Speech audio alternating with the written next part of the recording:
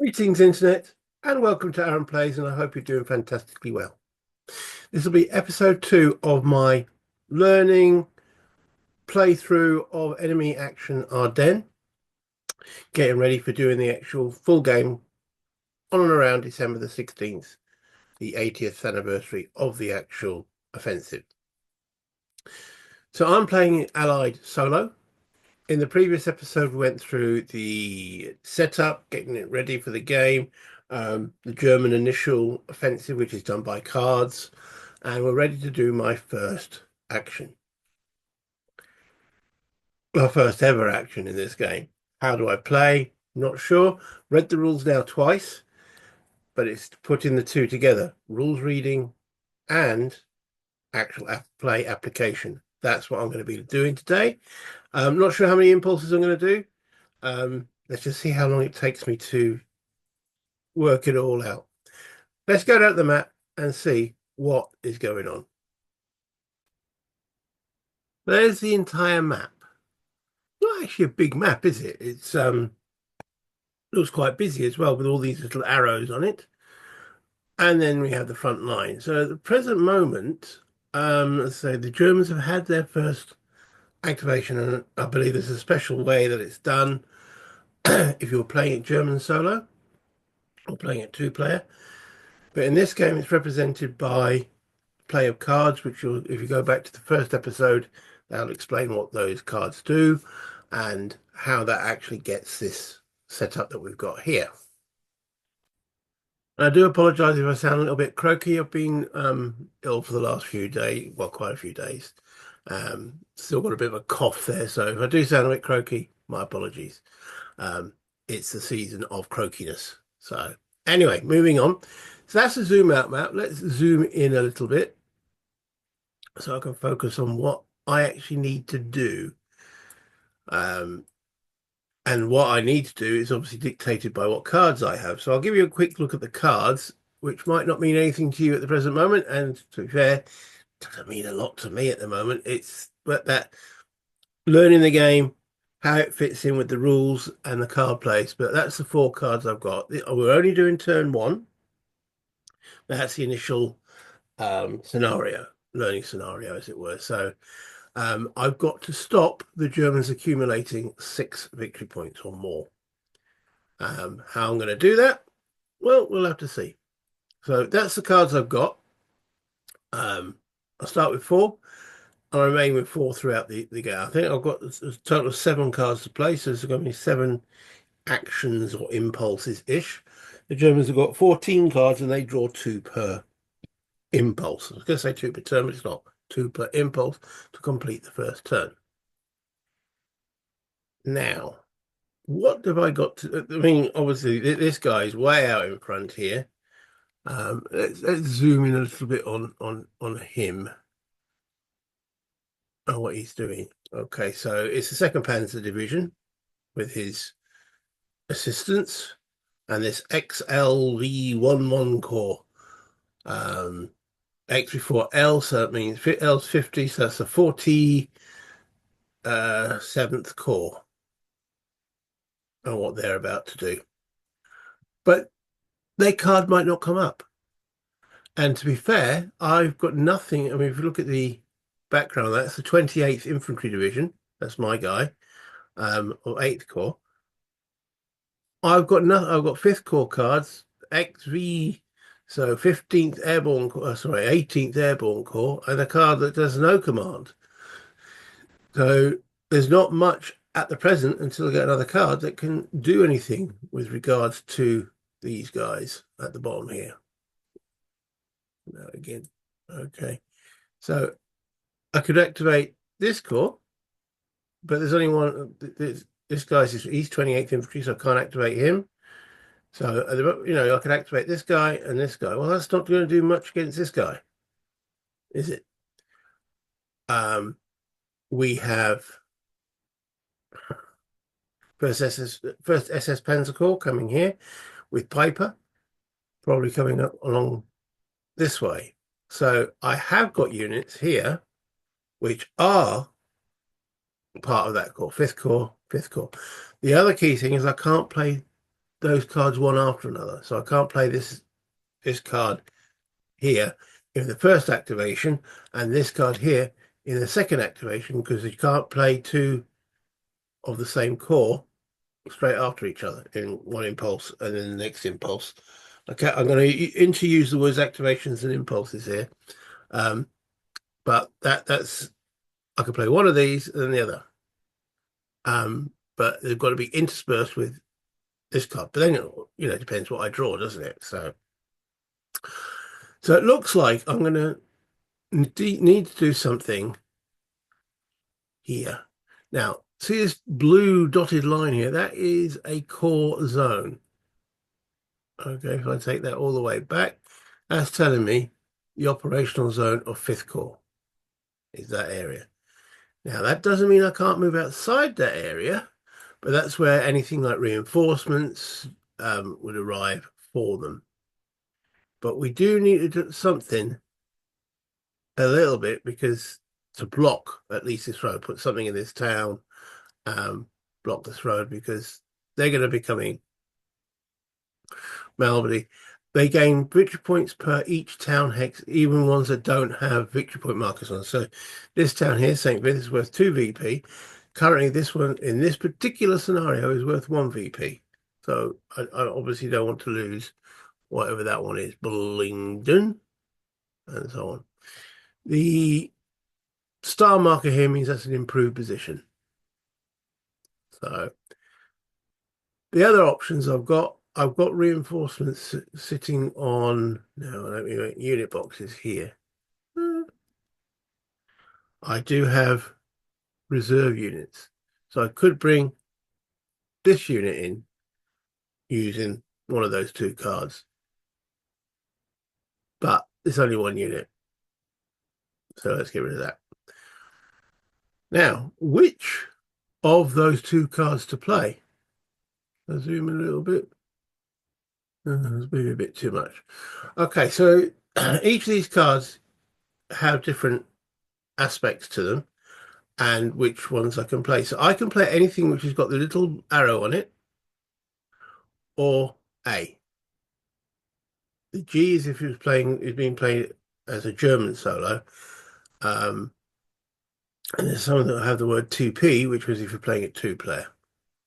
So what it's saying is I can deploy all the core reserves, which is that one unit. That has no effect because we're not playing the German version.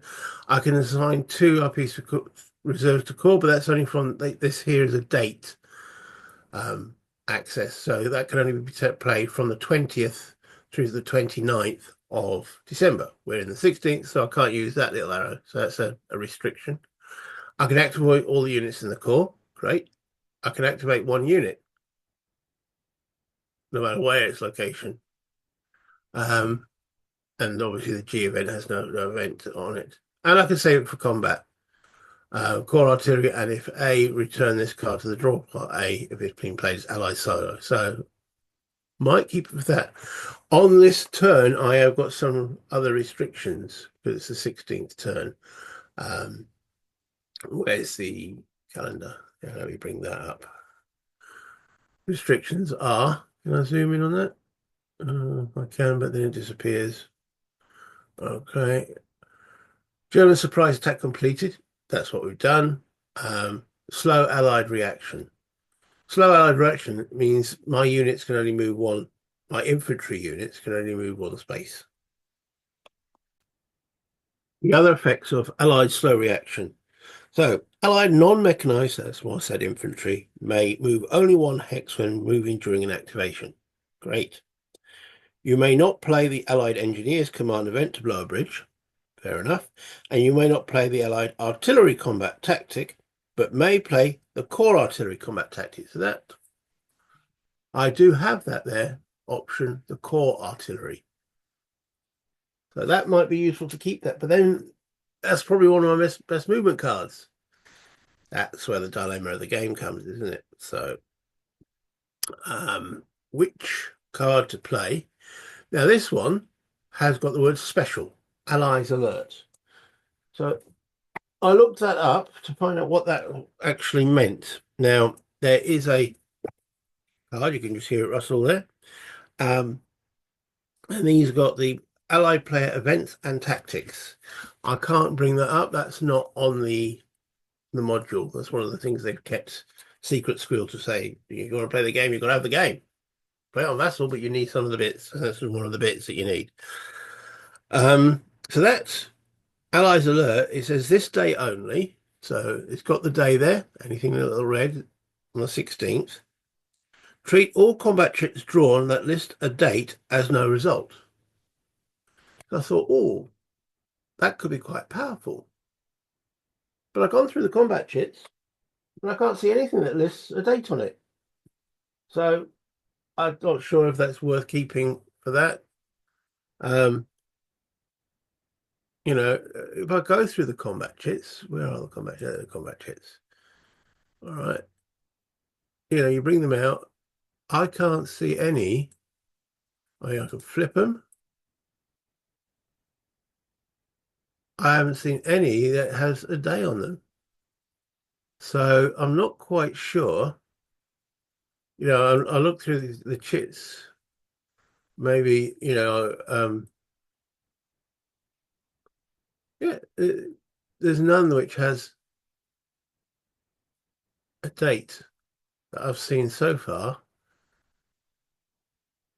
that restrict or what warrant that use of that card. So anyway, return all combat chits to the cup. There we go. So I'm not going to play it for that. That seems to be a bit superfluous. So it's again, deploy all core reserves. Yeah. Activate all units in the core. So both of them have that. And this one's got the combat reinforced battle. I'm not sure I'm going to need that. I think I'm going to need to move. So as my first activation, I'm going to activate fifth core and try and defend as best I can. So in my impulse, I'm allowed to play one card to initiate one of the following commands. I can activate all units in one formation, and that's what I'm actually going to do. I can deploy reserves, as you've seen, assign replacements, which I can't because it's not until the 20th, and implement the command tactic or a special event. So you are under those sort of restrictions. So I'm activating, and I'm going to play that card there. All right. So it's card number 05.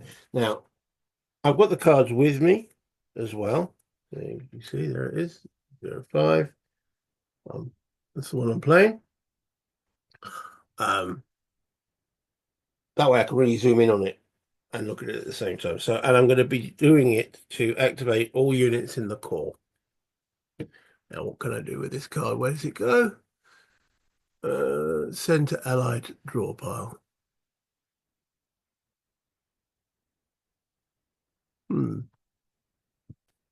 I don't want it to go to the draw pile. I don't want to play the card. Place card in primary discard stack. So I'm looking.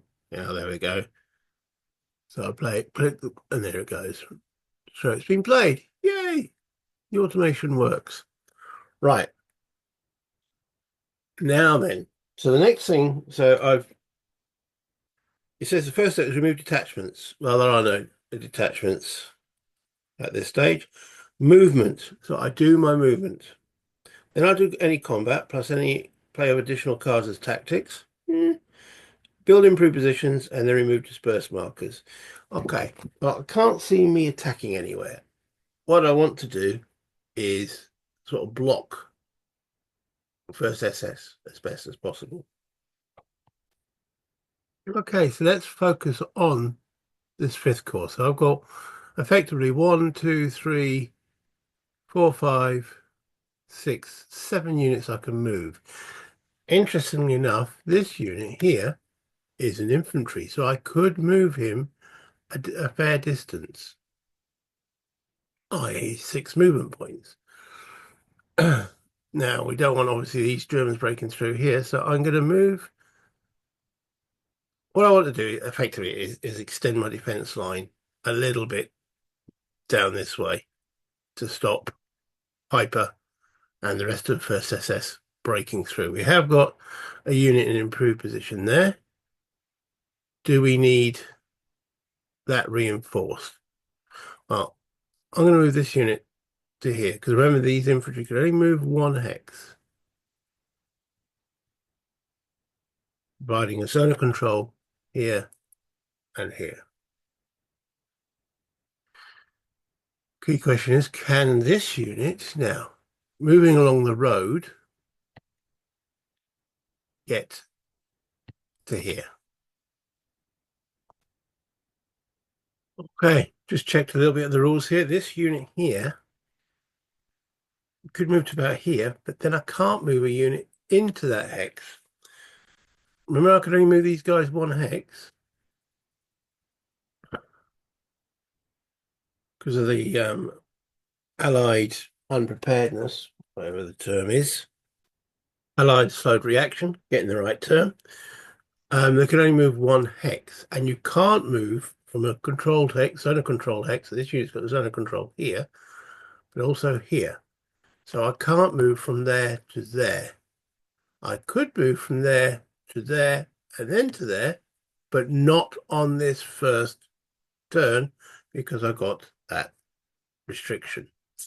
So my grand plan of moving this guy maybe to here or here. Well, he can't get there because each of these road hexes is one movement point. You don't get faster road movement for some reason. Then you've got strategic movement, but you can't start adjacent to a German unit. So my grand plan of moving that guy down, try and block down here. Yeah, not happening. Okay.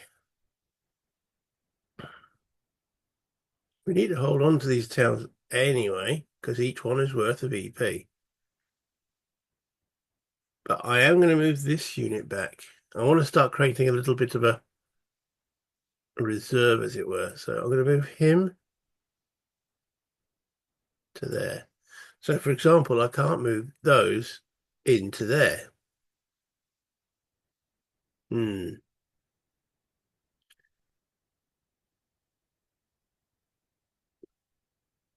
Actually,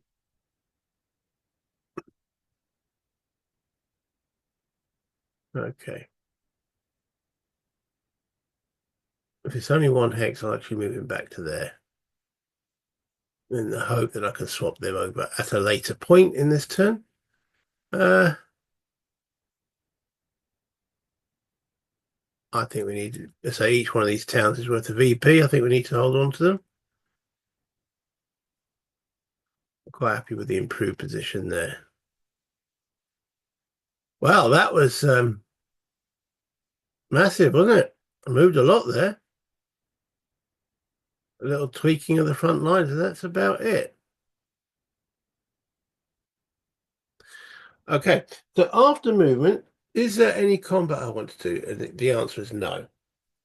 I don't want to do any attacks. Then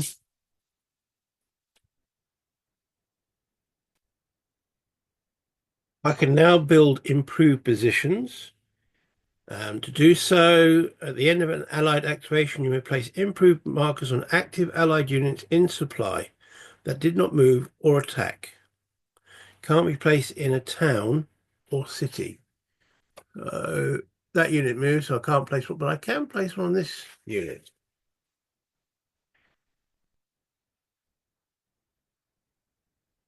That one there. So place marker, improve position. So we pulled that one back. That one moved as well. So, okay. And then the last step is remove disperse markers. That's only for that formation. And none of them have got disperse markers. Okay. Let's remove the move marker there. It says, right, after playing a card or passing, draw cards from your draw pile. So they're done. Let's bring this back up. Zoom out a little bit. Where's my draw pile?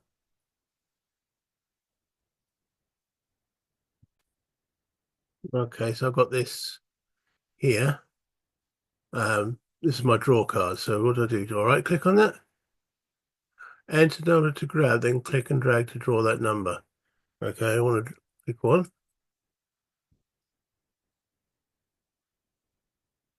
All right, and then just send command to. Okay, so that's. I'm just checking the automation because remember I'm going to be hopefully doing this as a full game, so I'm checking it, and then that comes into here.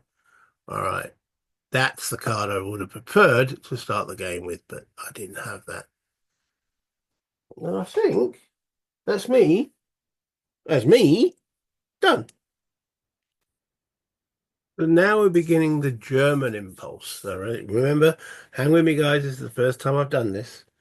All right, so it's a German impulse. We get to the German card display. Yeah. So they've got 14 cards in the draw pile. So we draw 2 cards and we determine which order they go in these 2 windows here. One's going to be the command card, one's going to be the support card. Now, if either of them were marked, if either of them were marked with the word primary, that would be the command card. If both or neither cards are primary, select the card with a higher command value as the command card. Now that's the little number here. That's got a command value of 1. That's got 2. Okay, so if both are as a command card, if the 2 cards are the same, right? So that means the higher command. So that becomes the command card, and that becomes the support card.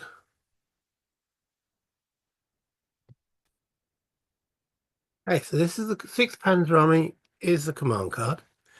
I then got to go through these instructions one at a time until the first one applies. This one here, the very first one, it says special. Von der Height, 16/17. The date, we're in the date limit, 16/17. So I check the German system events and tactics, and it says under the von der Height, once per game only. If the VDH unit has not yet attempted to deploy, it has not. Place it in the first of the following hexes that is not occupied by or adjacent to an allied unit. So the first hex I've got to check is 0510. All right, so let's move that out of the way. 0510 is that hex there. That's not occupied or adjacent to an allied unit. So I bring on that unit there. Deployed, right. Upon placing the VDH unit, roll the die to determine its supply state on landing. Okay, so I've got to roll a D10. Low is good for it, so I want it to roll high, don't I? 1. Low is good for it, so of course it rolls a 1. It's in full supply. Once placed, VDH may not move, may not retreat if attacked, and is never activated. I suppose it's in... It doesn't have a zone of control either, because it's got the little brackets around itself. Check VDH supply per normal supply rules during supply phase every day. No allied reserve unit may be deployed within 3 hexes of a non-isolated VDH unit. Okay. So he's behind my lines, but he's got no zone of control. Okay. But that is the only activity on that card. So that card's done. If he'd already been deployed, I'd have then gone on to deploy all core reserves. Because remember, we're looking at, no, this is Allied Solo. So we're not looking at the G commands. So assign one, no, activate. So it would have been activate all units in the core, but we can't do that. We've just, so it's been played. So it goes into the German discard pile. Boom. All right. Now this card, let's follow the instructions on here. If support card is here after completion of command, move to command box and repeat step 3. The support card is here, repeat step 3. Right, there we go. Conduct command shown on the card, discard when completed. So what it's saying is, because nothing much was done on that German card we just discarded, this one moves over and gives them more options. We don't didn't say we've got to draw another support card. So, okay.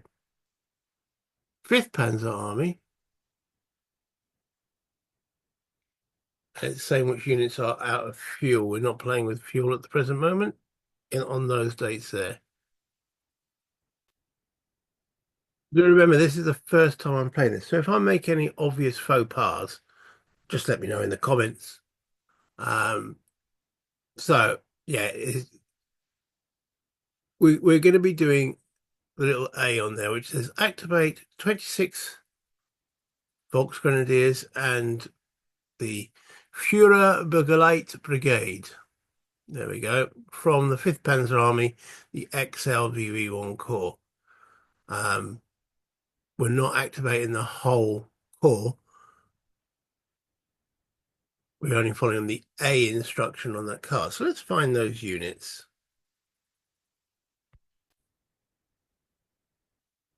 Aye. Yes. I just spent about 15 minutes trying to find a particular unit. Okay. Okay. It says on here, activate 26 Volksgrenadiers and the FBB. I've been looking for the Führerbegleiter Brigade. Right. Yeah. You're not on the map. That's because, let me bring the counter. There he is. You got the number 18 on. He doesn't come back active until the 18th. Ah!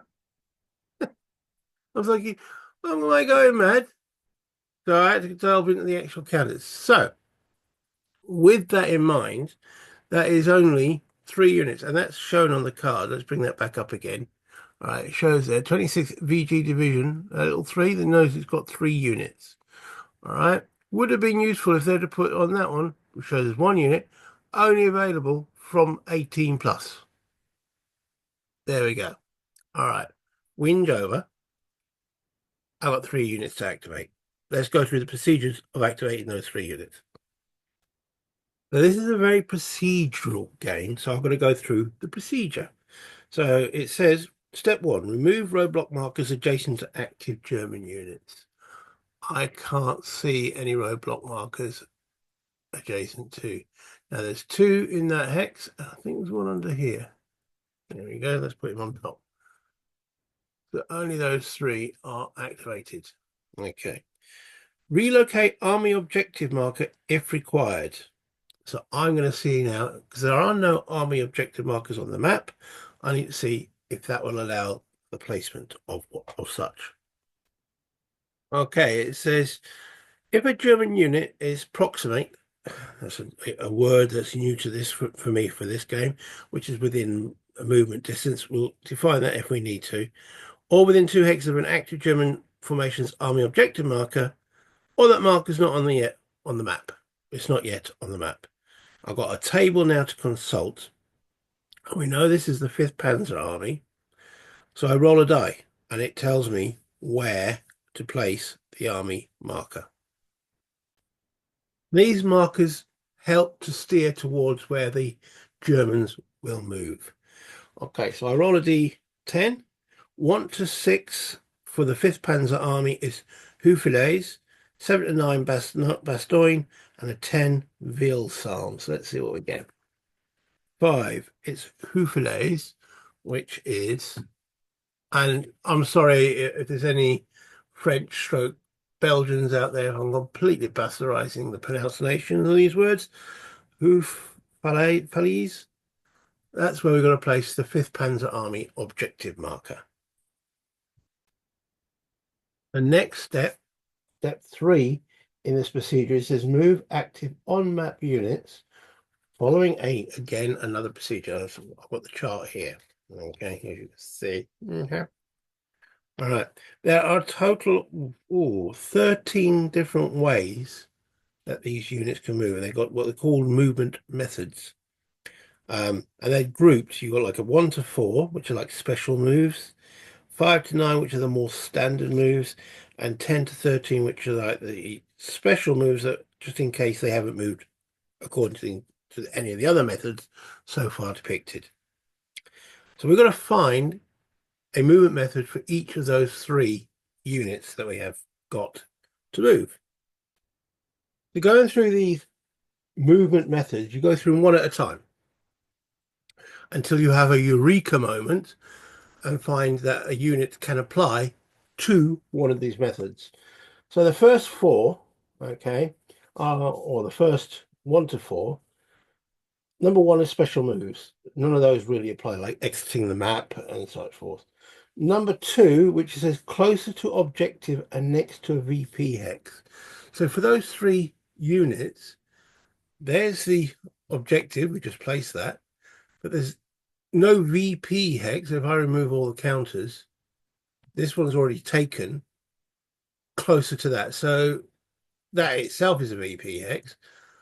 But the key wording is close to objective and next to a VP hex. Move to a hex both close to the unit's army's objective and adjacent to an allied VP hex. So that unit there has got 3 movement points. It can't get to there. So that objective, and that's the one that's closest to that. So that move method doesn't apply. Move method number 3, cause surround. Right. This one. This allied unit can be surrounded. So it says move active non-bracketed unit, hasn't got a bracket in its front, so it shows it's got control. Each to a hex that, if occupied by a unit, would cause 1 or more allied units not surrounded to become surrounded. Okay, so he's currently not surrounded, but by moving this unit, he can be surrounded. He can move into there, surrounded by zones of control and such forth. I just need to double check the zones of control go across rivers. I think they do, but I just double check that. These 2 units are too far away. 1, 2, well, 3. They could get there, but going into that hex would not cause a surround because there's still this route here. Whereas, so if all 3 units, or 2 of them, or whatever, could fulfill that objective, i.e. by moving into that hex there, then you do it, and it's got a little arrow on it, and it says, which has got going down, so it's in descending order. So the highest numbered unit would do it. So of those 3, number 14 would do it if he was within range to do so. There's only 1 unit to do so, and that's that number 9. So let me just double check, make sure the zones of control do extend across river. Can't see anything that says they don't. Again, any mistakes I make, please point them out in the comments. So that unit there will move to cause surround. Now, he'll go through that hex and that hex there, which puts this guy surrounded. Okay. And that's using movement method 3, cause surround. Those 2 couldn't do that. So we now move on to movement method 4, which says open supply 9, but it's got like a 19 plus on there. So I presume it only applies to 19 plus. So that's the first 4 movement methods. It then says movement methods 5 to 9 enable German infantry units to strengthen the German lines. And it says on the 16th to the 22nd, movement methods 5 to 9 apply only to non-mechanized infantry during December 16th to 22. Those 2 units are non-mechanized infantry. It says, right, okay. So the first thing I look at is movement method 5. Move adjacent to an allied VP hex. They can't move adjacent to an allied VP hex. Well, could they? That in this game is an allied VP hex, but it's moving away from the objective. So can they do that? Move active units each to a hex adjacent to an allied VP hex. Units starting adjacent to an allied VP hex moves adjacent to another VP hex only if close to the unit's army objective and allowed by German movement restrictions. Okay, can they move to that hex there? Just remove the counters. Crossing that river is a bit slow. Let me check. Yeah, it would cost the units their entire movement allowance to cross that river. So they cannot get adjacent to that hex there. So that means that unit movement method 5 is out. Enter an empty town hex. Doesn't really apply. No. Move adjacent to allied unit or town. Right. They can, 1, 2, 3, they can move adjacent to that allied unit there. So it says infantry move adjacent to allied unit or town to which no non-bracket German infantry is currently adjacent. If the unit is already, right, I better double check the wording on this. Right, checking the wording, because I've already now moved that unit adjacent to that movement method 7 doesn't apply. 8 doesn't apply because it's enter town occupied by German armor. No, don't apply. And it says relieve detachment. We're not playing with detachments at the present moment. So that's movements 1 to 9. Still 2 units to move. It says movement methods 10 to 13. Movement methods 10 to 13 are only used for any remaining active units not able to move via movements 1 to 9. Well, they haven't been able to move via 1 to 9. So I've got to now check 10 to 13. Okay, so movement method 10 is what looks like they're going to do. It says follow movement arrows. And it says only use this method if they can use their full movement allowance. And they can. Okay, let me just zoom in. Can I zoom in any further? Oh, I can. Look at that. I think that's maximum zoom. Right. So if I remove, notice this arrow here, it can go into there for 1 movement point. Then that arrow there, into there for 2 movement points. And that one there for 3. Say it couldn't follow the primary arrow, it can look at the secondary arrow, which is that differently shaped arrow. But it can follow the primary arrow and not go over stacking. So let's just bring those back. So they will move. We've got to now got to do these one at a time, and they are done in. Oh, it tells me in a particular order. I'm going to start movement methods 10 to 13 with the units with the lowest numbered order first, just in case it gets filled up by there. So that goes 1, 2, 3 into there, and then because it's not beyond stacking limits, he can go 1, 2, 3 into there. Okay, that's the movement portion of their turn done. Now I've got to determine if those 3 units actually attack. And there's a German attack check. So I've got to check multi-step units in ascending order. So from the lowest to the highest, to be a lead unit in an attack against an adjacent enemy occupied hex. Well, there's only one adjacent enemy occupied hex, which is obviously this one. What we do is we calculate the situational strength of the opposing units by totaling the strength of all active German units adjacent to the target hex and all allied units in the target hex. So we've got 3 active German attacking units. So we've got 4, 5, 6, 7, 8, 9, 10, and he's got 2. Okay.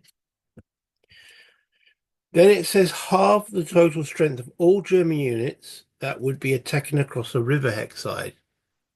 So they're all attacking across. So total strength of all German units rounded down. Now, half the total strength of all German units rounded down. Now, is each unit rounded down individually? Or is the total rounded down? Got to be careful the wording on some of these. I better double check that. Yeah, when you read the actual rule, it's a little bit clearer. Half the total strength of all German units rounded down. Okay, so there's 10 was the strength. That becomes 5. So the ratio then is now 5. Okay. Double the strength of all allied units defending a city hex. No. Add or subtract from the defending unit's strength for in a forest. He is in a forest, +1. In improved position, no. Adjacent to a supplied allied unit, no. Clear terrain, no. Unsupplied or dispersed, which is -1. So that keeps their strength the same. So their strength is 2. So it's 5 to 2. Once calculated, compare the situational strength as an attacker-defender ratio, 5 to 2, which is 2 to 1, isn't it, effectively? Right, then there's bullet points. So it says attack if greater than 4 to 1, or all defending units are isolated? No. Cancel the attack if less than 3 to 1, and all attacking units are in low supply. No. Cancel the attack if less than 1 to 1. No. If the odds are 1 to 1, sorry, equal to or greater than 1 to 1 and less than equal to 4 to 1, roll the die. Adding the applicable modifiers to determine the attack is cancelled according to the table. Okay, so I've got to roll die, and the modifiers, subtract 1 for each of the following apply. 16th December, -1. Attacker includes elite units. Elite units are little red, so none of them are Germans are red. No, so there's no elite. Attack is activated by army or army group card. It's not. It's a. Oh, it says Fifth Panzer Army. Is that an army or army group card? Little terminologies, better double check. No, this is a divisional command card. And their supporting card shows applicable combat tactic, but there is no supporting card because this was originally the supporting card. So there's a -1 modifier on this table. So we're 2 to 1 odds. Low is good, I think, on this. The roll of 2 becomes a 1. Attack proceeds. Do not cancel on a 1. Only defender elite or only defender armor.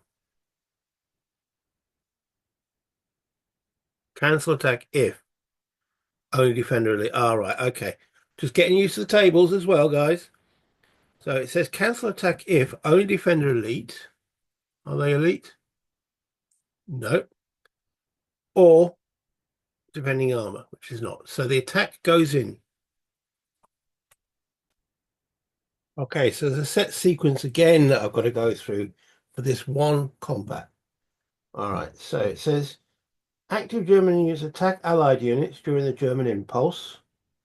Apply once you have determined that a specific Allied occupied hex has been targeted, as we did with that procedure we just went through. Draw 1 German card and apply its combat tactics to the combat. Okay, so I'm drawing one of these cards and applying its tactic, if it has one. Okay, combat assault coordination. So we've got to see what that means. And I'm assuming that's that card used. So I'm going to keep that out on the map. Assault coordination.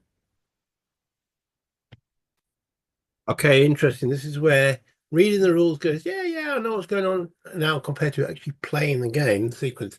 So these 3 units were used to see if an attack occurs, but because this event comes in, assault coordination, all friendly units adjacent to the enemy unit participate in the attack.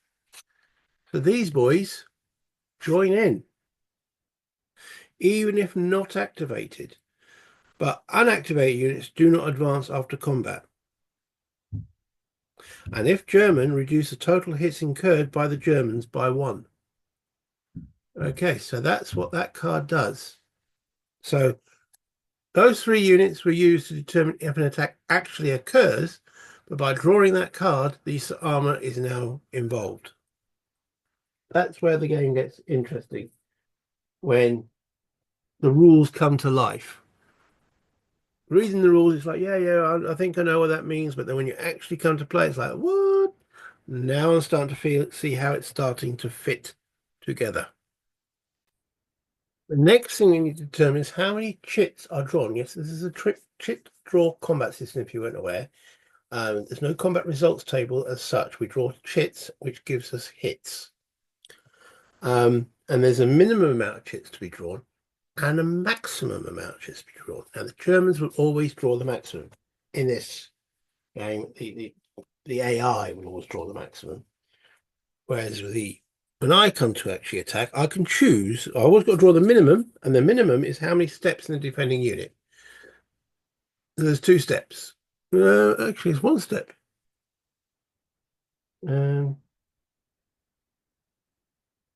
There's a number of steps in defending it, regardless of any combat tactics. This is the minimum. The Germans are attacking, draw the maximum number of chits allowed. Now, the maximum equals the number of attacking units. There are 4 attacking units with non-bracketed combat strength. with the following modifications. +1 chit for every attacker combat tactic. We've got that assault coordination. So that's one combat attacking tactic. Sorry, I'm getting the rules over my dice thing. Right. So +1 if any elites were involved. There is an elite panzer unit. So that's +1 chip for each attacking unit with 3 or 4 steps. I don't think any of them have 3 or 4 steps. No. +1 if the defender is out of supply. That's a good question. We'll double check that in a minute. +2 if the defender is definitely not out isolated. And he's actually not out of supply. He's technically out of supply because of the zones of control. I need to double check that one. And -2 chits if the screen combat tech is in effect. It's not. So we're currently at +2. We might be at +3. Right, so the unit becomes out of supply if it's out of supply during the supply check. We haven't had a supply check. So they're not. So it's 2 chits extra due to that modifier. So they're drawing a total of 4 for the units and 2 additional, so that's 6 chits. And that's where we have a little chit draw here. Yay! And we just draw them. Now, there's 2 sides to these chits. Which do we use? Right, so we've got to check both the front and the back. And if any of those situations apply, then we keep the chit. Well, this combat is in a forest hex, so we keep that one. Second chit. Okay. Are the odds greater than or equal to 1 to 1? They are, because it's at 2. Oh, we have to reevaluate the odds, don't we? It was 4, 5, 6, 7, 8, 9, 10, and that's halved across the river, I believe. Attack strength halved. Okay, so they're at 5, +4 is 9. 9 to 2 is 4 to 1. So that definitely applies. That's chit 2. Remember, drawing 6, because it was 4 + 2, wasn't it? Yeah. Third chit. Equal or greater than 7 to 1? Definitely not. So that one's not not involved. Fourth chit. Greater than 2 to 1? It is. Fifth chit. Great. No. And I should actually check both sides. Sorry, my bad. Flip that. Greater than, equal to than, greater than 4 to 1. It is, sorry. Yes. I should have checked both sides if apply. Yes, that does as well.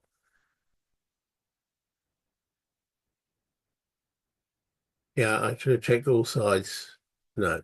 All right, so that's 5 chits so far. The last chit. It's in a forest. The other side apply. Woods are broken. No. Right. Okay. So I now look at all of those and see what we get. So we've got defender 1 hit, and I'm going to put these in order. So it's 1 hit to the defender, 2 hits to the defender, 3 hits to the defender, 4 hits to the defender, D1, D1, D1. But then we've got -3 hits because it was in the forest. So it's a net 1 hit to the defender, which he's got. So we'll eliminate him in a moment. Then we look at the attacker. Attacker 1, attacker 1. That's 2 step losses to the attacker. However, because of that assault coordination, that equals only 1 step loss. So both sides are going to take a step loss. Okay, so I'm checking on the disperser. The defender takes the step losses first. I've just checked the dispersal rule. Because they were dispersed, the attackers suffer 1 less hit as well.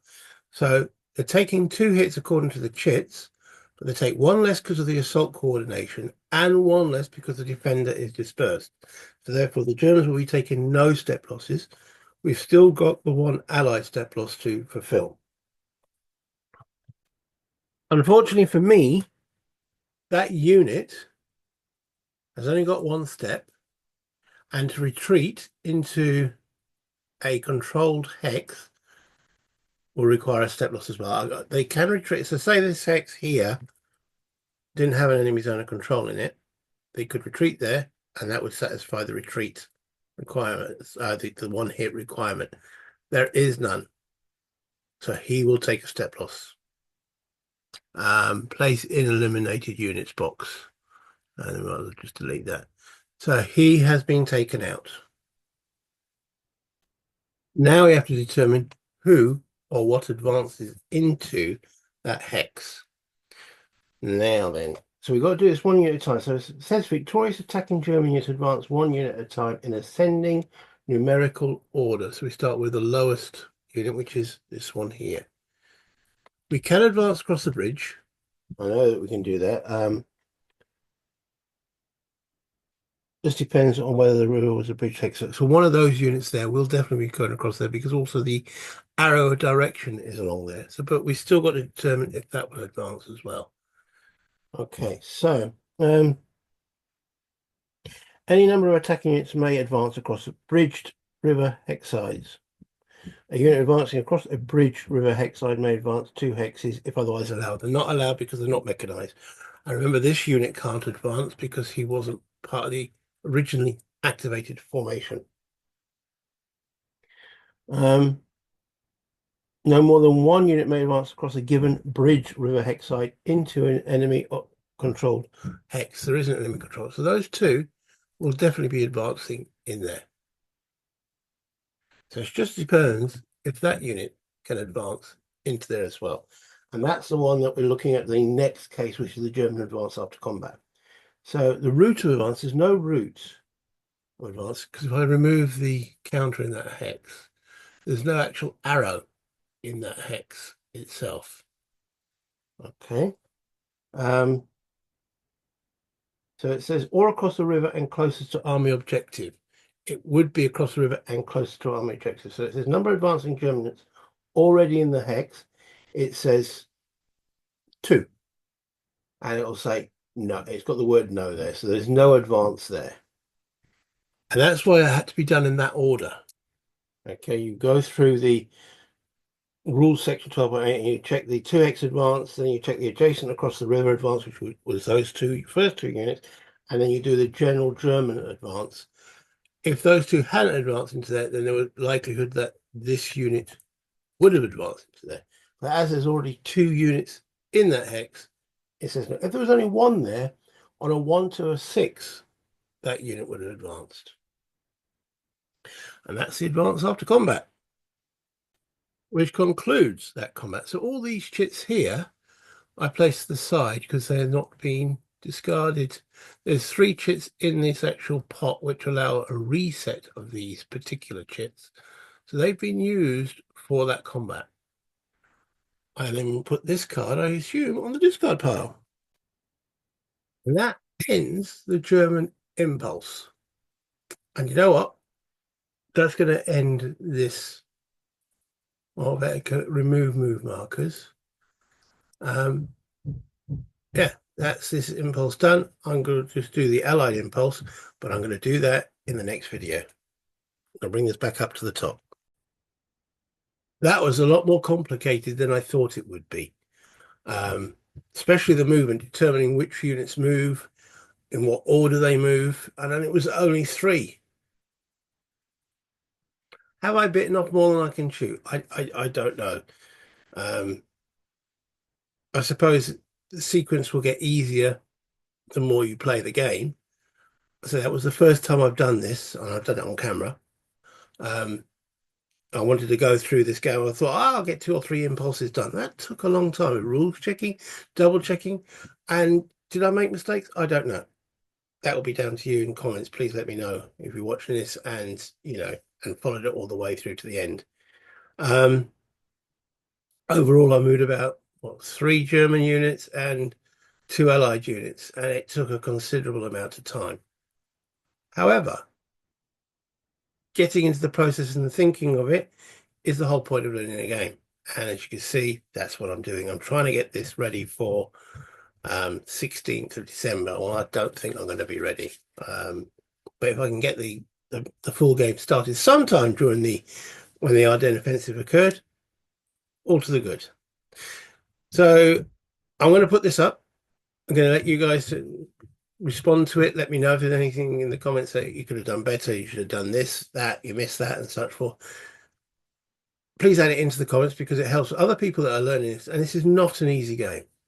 Um, the rules aren't that bad. It's not bad. It's just there's a lot of new concepts to learn. And yes, it did say in the book that maybe I should just learn it two-player first, and then German solo first, and then Allied solo last. But me, I've chosen the Allied solo because I didn't see any Allied solo games out there. That's why I chose it. So if you enjoyed the video, please hit the like button. It all helps the channel. Subscribe if you haven't done so already. And any comments, as I've said, will be much appreciated. But until next time, play games, have fun. Bye, Internet.